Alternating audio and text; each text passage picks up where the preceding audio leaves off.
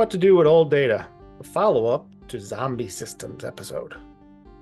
Hello, thank you for joining us. This is What Counts, a podcast created by Trailblazer Consulting. Here we highlight proven solutions developed through our experience working with companies across various industries, and we talk about how you can apply these solutions to your company. We share our experience solving information management challenges like creating and implementing a records retention schedule, creating an asset data hierarchy, or helping with email management. This is Lee. And in this episode, Maura and I will talk about if you have to leave the data behind, these are the things you should think about. All right, sounds good. I was trying to think of a zombie system joke, like should we call this the Walking Dead data or something? But I decided that wasn't funny. And you thought so too. So we talked last time about, or in the zombie system episode, we talked about how when you're trying to set up a new system and you want to migrate data into the new system, often the project team really only wants to migrate active data. They don't want to think about data that's older or old. But from a records perspective, one of the key things that's always true around records is that we think about the whole life cycle of the information. When it's created, when it goes into its retention, kind of inactive period, how long do you have to keep it, and what happens to it at the end? So data that gets abandoned in a zombie system, you can't just let it sit there. You used to be able to just let it sit there. When it was paper, it was easy to let it sit there. As long as you didn't burn it up, it was pretty much going to be there when you went back to look for it. But with electronic information, the system upgrade cycle is 18 months or less now. Hardware upgrade is 1 to 3 years. You can't just assume that electronic data is going to be there when you want it. Second problem, you can't just assume that it's going to go away if you don't actively do something with it. So you've got to pay attention to it. All right, decision's been made. You're not going to migrate everything into the new active system. What do you have to think about now? So first, what kind of data are we talking about? From a records perspective, what record category does it fit into? It's nice when it only fits into one, because then you only have one set of retention triggers and retention periods and other requirements to deal with. But a lot of systems have more than one record category represented, especially like an enterprise resource planning system. It often will have AP, AR, it might have payroll, it might have revenue system, like some project data and revenue data, might have payroll data.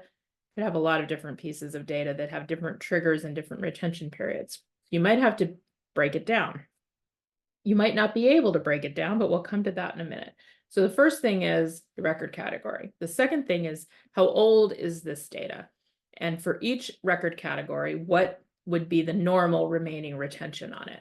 So if the records have an end of fiscal year trigger to go to inactive and start the retention period, and we're talking like it's a 2-year ago set of data, maybe it's from the end of fiscal year 2022, and it has a 10-year or a 15-year retention, then you're looking at 2037 potentially for keeping this data alive, accessible, and able to be produced if needed, but it doesn't have to necessarily be active every day. Okay. What format is the data in? Because format is going to lead you to your options. Can you write the data out of the database into a flat file or into a spreadsheet or into reports, for instance? Thinking about training materials, can you create a PDF or a PowerPoint version of a PDF or something that captures the training course materials? So that they're unalterable and you can keep them for the right amount of time?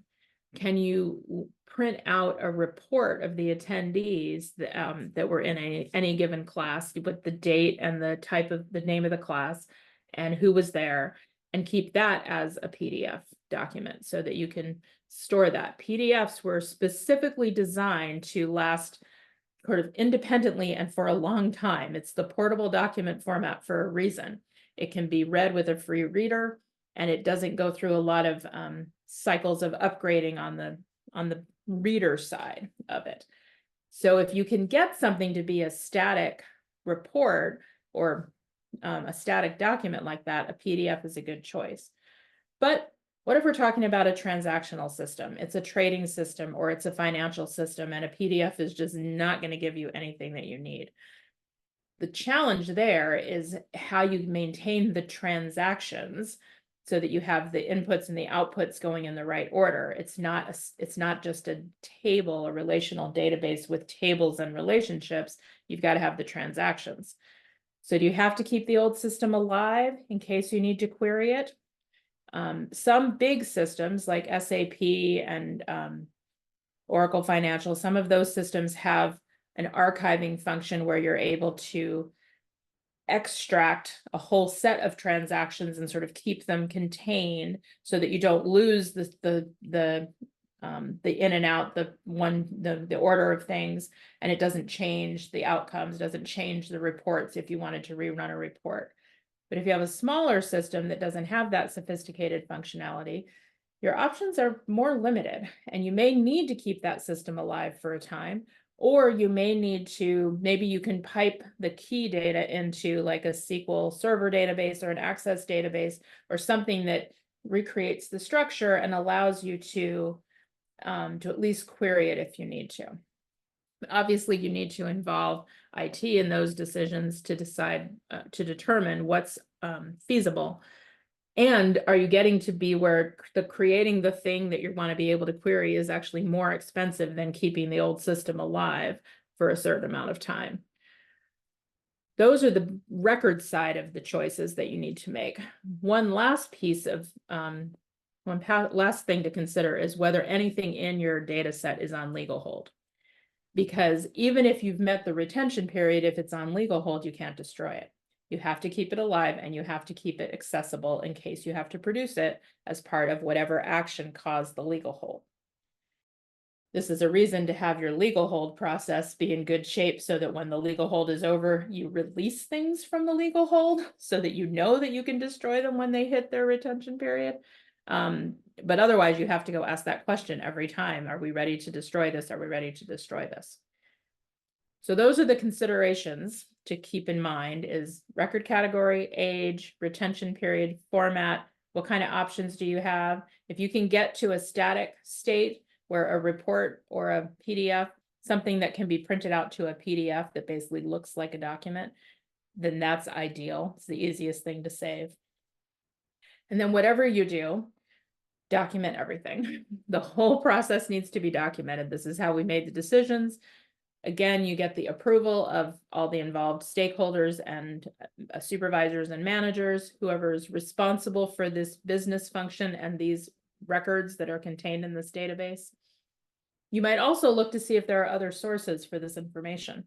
For instance, all of your financial transactional data supports your income tax returns or your various tax returns, sales and use tax, operational tax, income tax, all of those different tax forms.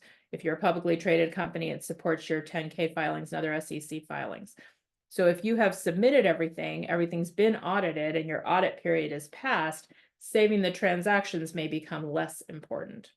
But your records retention schedule has probably been built around what are those audit timeframes to make sure that you are keeping things long enough in case an audit begins.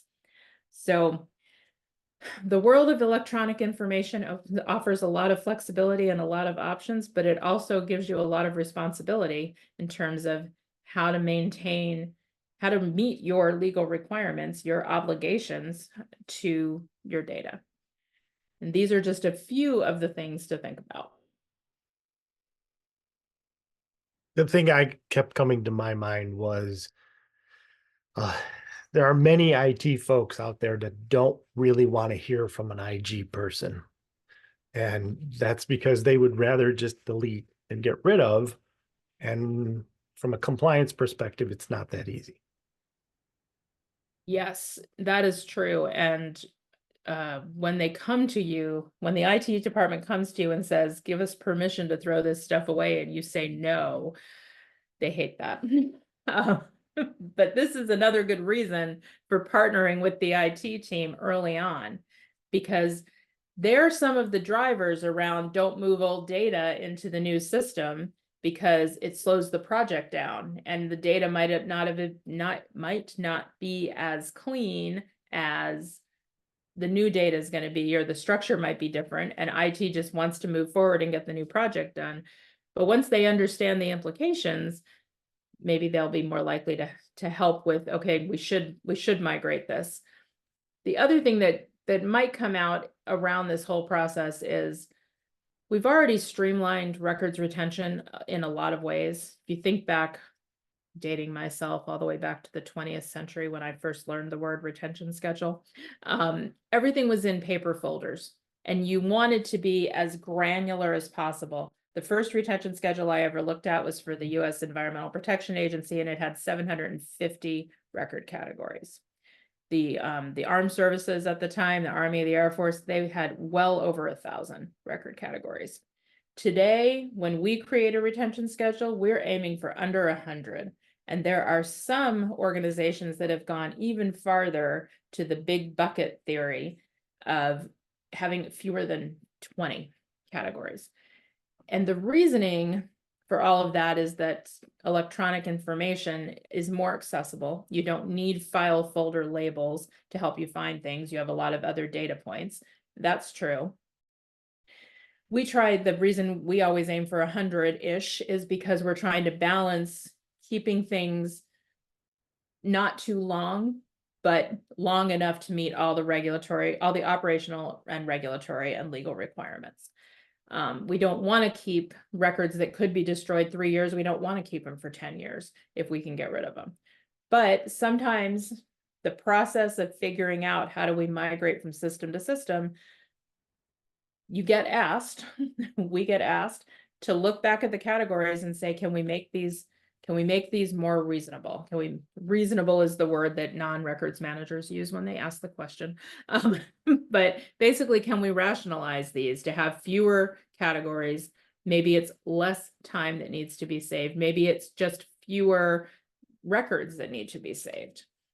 Instead of going with a just keep it all because it's harder to pick things out, which is true. We take an approach of everything that has to do with this process, just keep it, instead of picking out the one document or the one record, the one row in the database. But these are choices that you get to make. It's an opportunity because you want to make the process work better. You want your system to work better, and you want to be sure that your company is keeping the records that it needs to have in order to operate and demonstrate compliance, protect your legal and financial responsibilities and rights and interests of you and your customers and your other stakeholders. Those are the key guiding principles to make sure you're doing those things, and then figure out the best way to make the details work. So a migration of a system is an opportunity to look at those choices again. I think your tolerance of risk is thrown in there as well. Absolutely. Yes. The company's tolerance of risk. Right. The company's tolerance. Yeah. Understanding your risk and then what's your tolerance for it is definitely part of this. And we've certainly had clients who said, yeah, that's not going to happen and I'm not worried about it. So get rid of those records. And that's their choice. Ultimately, that's your choice. But make that an informed decision, not just an offhand. I don't care. I don't feel like it kind of decision. So yes, that was good. Right. If you have any questions, please send us an email at info@trailblazer.us.com or look us up on the web at www.trailblazer.us.com. Thank you for listening, and please tune in to our next episode. Also, if you like this episode, please be a champion and share it with people in your social media network. As always, we appreciate you, the listeners. Special thanks goes to Jason Blake, who created our music. Thanks, everyone. Thanks, Lee.